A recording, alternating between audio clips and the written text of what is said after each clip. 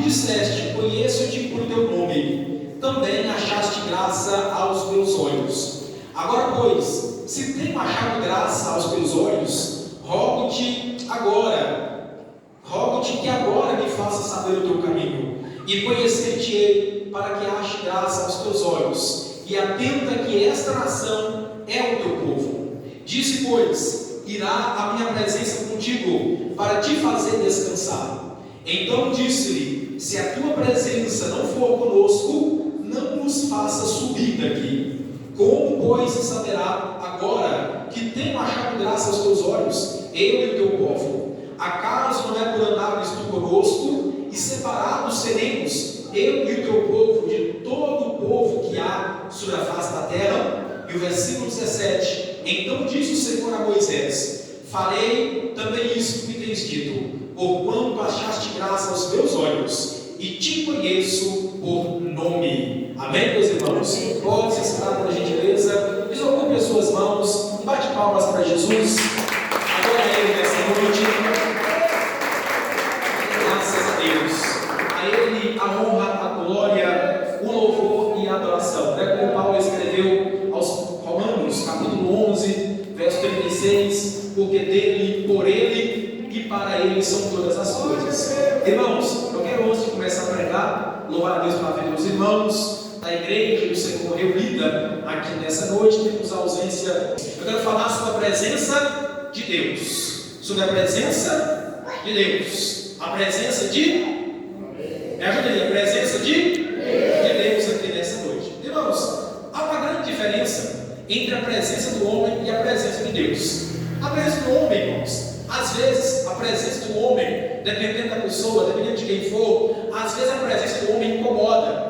Às vezes a presença do homem, ela pode não ser boa. Às vezes a presença do homem, ela pode trazer algum desconforto. Às vezes a presença do homem, ela pode trazer algum atrito. Mas a presença de Deus, ela sempre vai ser boa para as nossas vidas. A presença de Deus sempre vai trazer alegria para o crente. Onde houver a presença de Deus, vai ter um crente alegre. Onde tiver a presença de Deus, vai ter um crente glorificando o nome de Jesus. Aleluia. Outra coisa muito importante, irmãos, sobre a diferença entre a presença do homem e a presença de Deus, irmãos, vou dar um exemplo bem claro para você nessa noite. Olha, é impossível, você está aqui nessa noite, é impossível alguém dizer que está vendo você agora em outro lugar, tá? Se alguém disser assim que agora, às 8h21, está vendo um monte de lendo lá na praça, ou ele está doido, né? Ou ele está vendo um fantasma, ou ele está vendo um gênio aí que ele não sabe. É impossível o homem estar em um lugar, em dois lugares ao mesmo tempo. Isso é claro, isso é óbvio. Eu já vi até algumas pessoas serem livres de crimes dessa forma, né? Não, fulano fez um crime em tal lugar, mas imagens comprovavam que ele estava em outro lugar naquela mesma hora. Porque humanamente falando, é impossível como estar aqui e estar em outro lugar ao mesmo tempo. Mas quando se trata, irmãos, da presença de Deus, aí Deus pode fazer isso. Aí Deus faz. Ele está aqui conosco nessa noite. Ele está lá agora na 12 agosto com os irmãos lá. Está na missão lá embaixo. Está na igreja do Ministério de Jerusalém. Está lá em São Paulo, lá em Belo Horizonte. A presença de Deus está em todo lugar. Aonde o nome dele está sendo invocado e clamado agora, lá está a presença do Senhor. Porque o nosso Deus é onipotente. Aleluia. O nosso Deus é onisciente. O nosso Deus, ele é onipresente. Aonde a sua presença for clamada e foi invocada, lá está a presença do Senhor. O salmista diz no Salmo 139, versículo 7 ao 10: Senhor, para onde irei eu da tua presença? Para onde fugirei da tua face? Se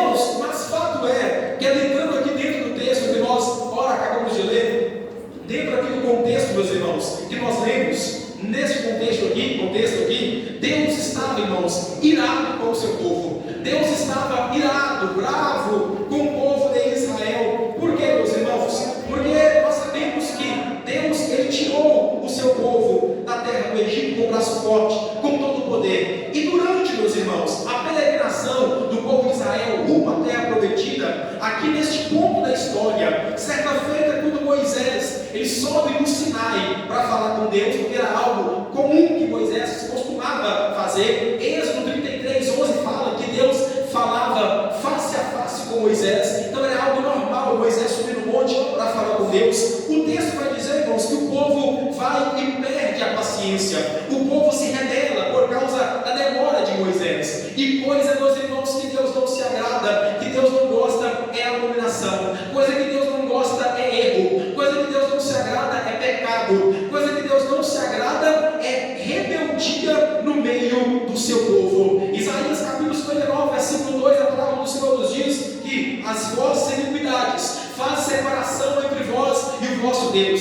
e os vossos pecados encobrem o seu rosto de vós, para que não vos ouça. Então Deus não aceita o erro, o pecado, a rebeldia no meio do seu povo. Então aquele povo, irmãos, eles ficam impacientes, eles ficam inconformados com a ira de Moisés no monte, com a demora de Moisés, e o texto vai dizer que o povo chama Arão, que era um dos obreiros, que era irmão de Moisés. Ele chama Arão e começa a reclamar, e começa a murmurar. Moisés está demorando, Moisés subiu e não volta mais, e começou aquela murmuração, começou aquela reclamação. Irmãos, eu estou observando hoje, às vezes, a gente se depara com alguns crentes, pastores, alguns crentes murmurando, alguns crentes reclamando, tudo para eles está ruim, o som não está bom, o ventilador não está bom, a luz não está boa, o pastor não está bom, as irmãs. Mas aí, irmãos, eu fico observando que desde o tempo de Moisés, já existe um crente reclamão. Desde o tempo de Moisés já existe um crente que nada está bom para ele. Ele chama Arão, meus irmãos, começa a reclamar, e de tanto reclamar, eles convencem, eles pedem Arão para fazer deuses que pudesse ir adiante deles. Quando eu vi esse texto, irmãos, que o povo chama Arão e pede para fazer deuses para ir adiante deles, eu falei, olha como esse povo estava tão pobre de espírito. Eles pediram, irmão José,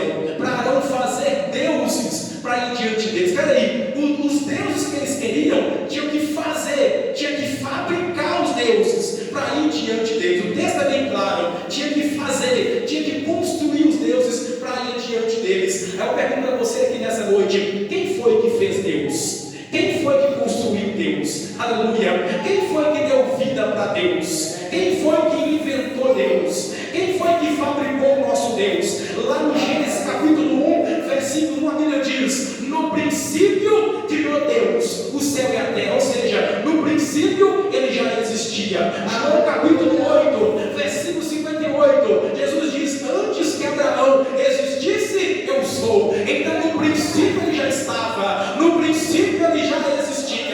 Os outros deuses tinham que fazer, meus irmãos, mas o nosso Deus, ele existe desde a eternidade e é para todos sempre.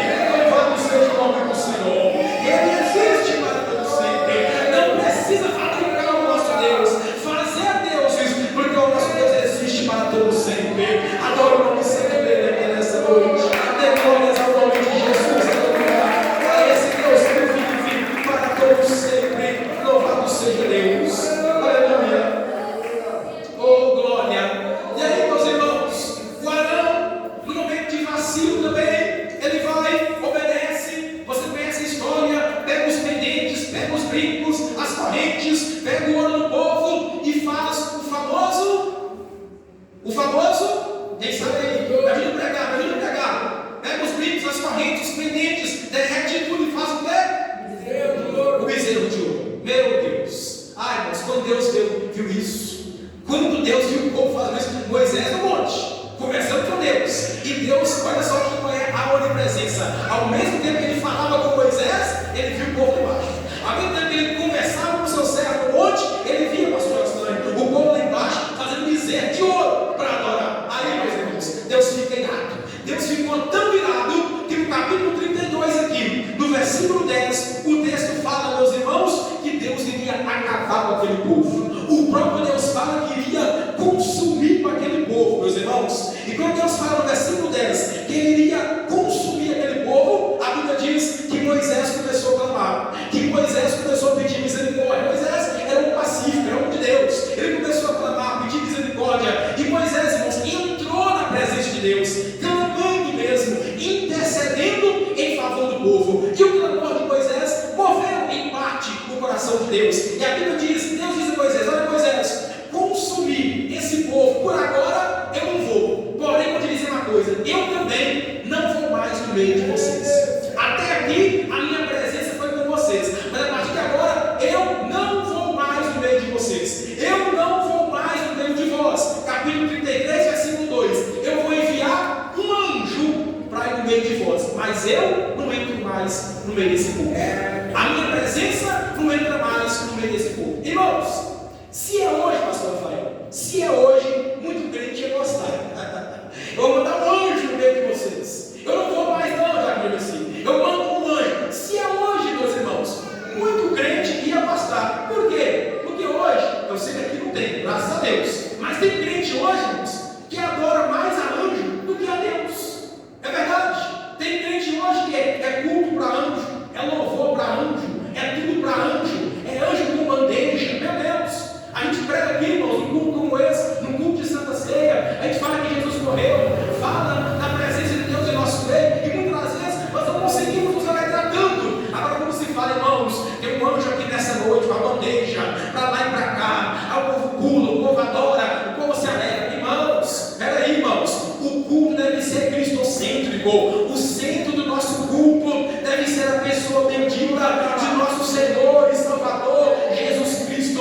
Anjo não é para ser cultuado, anjo não é para ser adorado. Lá em Apocalipse capítulo 22, versículos 8 e 9, a Bíblia diz que um anjo apareceu falando com João na ilha de Patmos. João rapidamente se prostrou nos pés daquele anjo e começou a adorar a ele. O anjo falou assim: rapaz, se coloca de pé, eu sou teu conservo. O que é isso? Eu sirvo a Deus igualzinho você serve. Se coloca de pé, João. Não me adora não, adora somente a Deus, irmão, porque a Ele é honra e glória, o louvor e a adoração para todos sempre. Adora somente a Deus. Aleluia. Louvado seja o nome do Senhor Jesus. O louvor é só para Ele, irmãos. O culto é cristocêntrico. Anjo deve ser adorado, aleluia. Homem deve ser adorado, mas sim o nosso Deus que merece o louvor.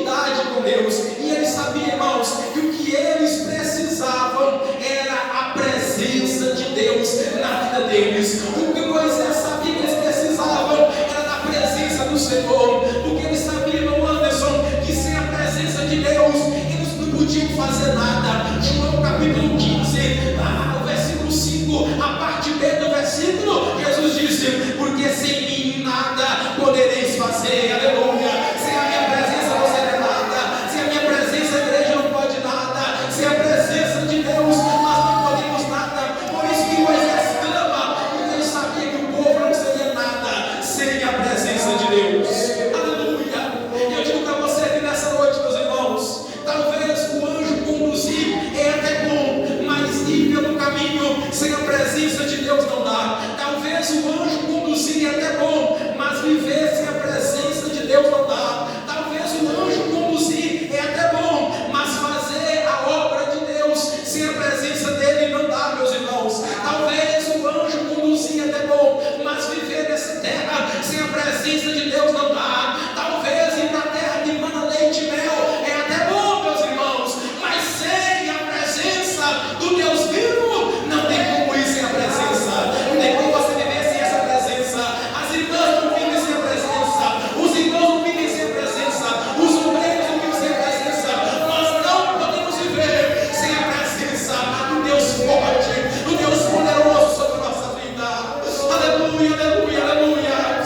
Santo é o teu nome, Jesus. Louvado seja Deus. É a presença de Deus.